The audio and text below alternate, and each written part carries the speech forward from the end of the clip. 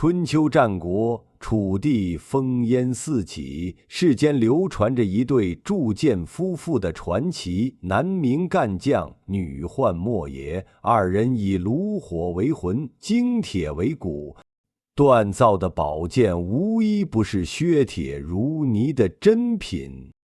楚王听闻其名，遣人送去一块珍藏多年的异铁，令二人1年内铸出一把绝世神剑，为期则以7军论处。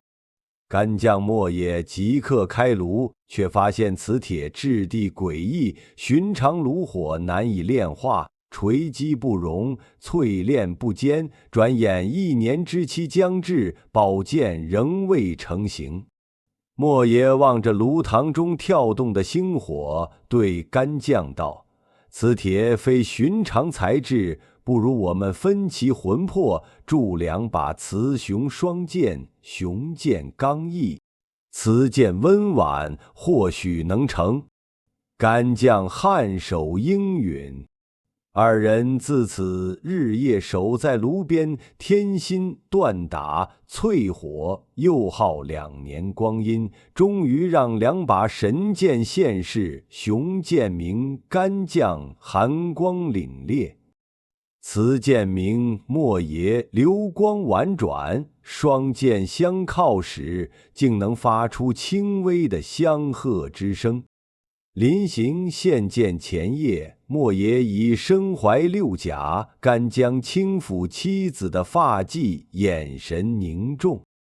楚王生性多疑，我超期3年，又只献雌剑，他定然不会容我。若我此行不归，你生下的若是男孩，便告诉他，咱家东山之下有一庙前石墩，石墩下埋着雄剑干将，让他持剑为父报仇。莫邪泪落衣襟，紧紧攥住丈夫的手，点头应下。干将入朝献剑，楚王命大臣相见。大臣拔剑一挥，断金裂石，当即暂为神物。可片刻后，大臣忽然面露惊色，跪地禀报：“大王，此剑虽利，却带着凄婉悲鸣。此乃雌剑莫邪，必有雄剑干将与之相配，他在思念伴侣啊！”楚王勃然大怒，斥干将私藏宝剑，7军往上，当即下令将其斩首。岁月流转，莫邪生下一子，眉间宽达1尺，容貌奇特，世人皆称其眉间尺。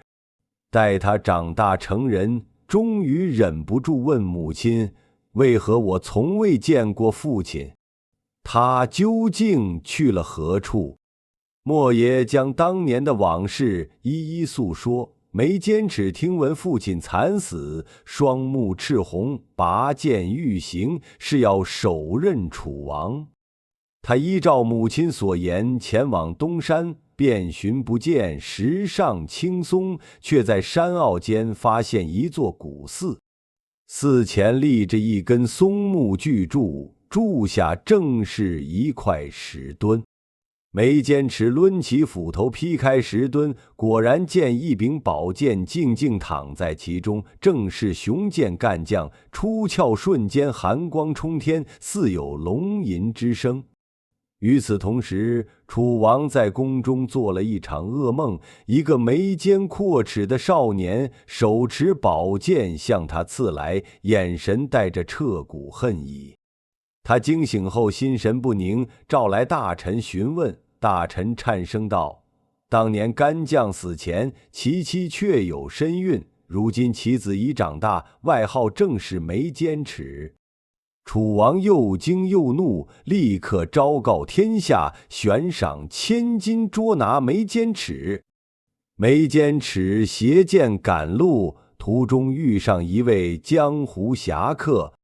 侠客见他容貌特殊，又身负宝剑，便知他是悬赏之人，上前阻拦。眉间尺挥剑相向，同时将复仇始末慷慨道出。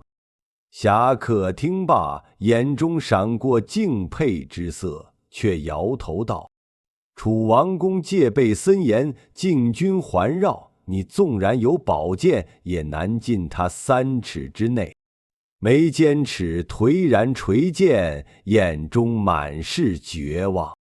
侠客沉吟片刻，道：“我有一计可报此仇，却须借你一物。”“何物？”“你的头颅。”侠客解释：“我持你的头颅与雄剑献于楚王，他必大喜过望，届时我便可趁机下手。”眉间尺毫不犹豫，望着东方都城的方向，横剑自刎。侠客跪地3拜，收起头颅与宝剑，将其放入特制的金鼎之中。